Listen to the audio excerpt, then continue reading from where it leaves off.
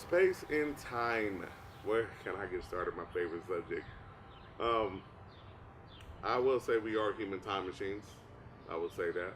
That is my theory and my philosophy. That we can, like I said, that was my earlier in the earlier videos.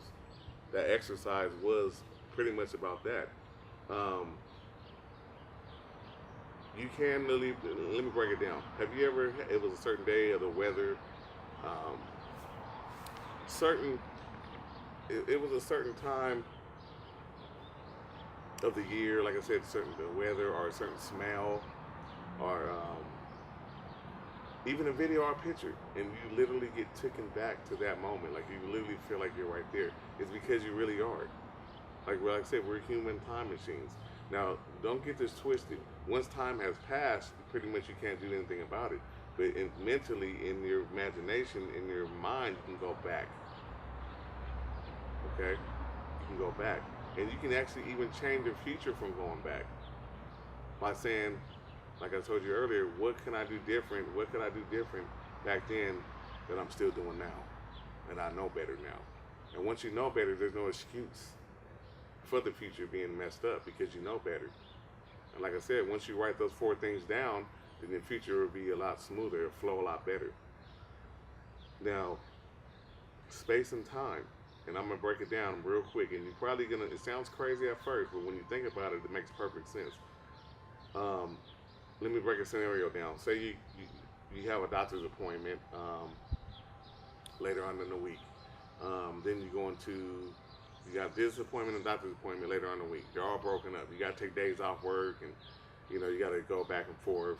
And it's pretty much in the same facility. And then you got to go grocery shopping too, or whatnot, whatever you want to do. So on the day off, what you do is to save space and time is that you compact within that space and time all the things you have to do. So for instance, you take a shorter route to that location. You you book all your appointments around that time that you're going to be in that location, and you do it on the off day. Okay, so now you just save space and time, so your future can have more time to do other things. So instead of taking days off work, wasting time, money, and energy, you just compressed it, all that, compacted all that in that space and time, so your life can flow smoother later on. That's the whole point of space and time, is to compress everything within that space and time so the rest of your life can be smoother. You don't want to have a broken up life that you got to go back and forth. And that's what people create their own chaos because their life is not you're not saving space and time, so you're always rushing.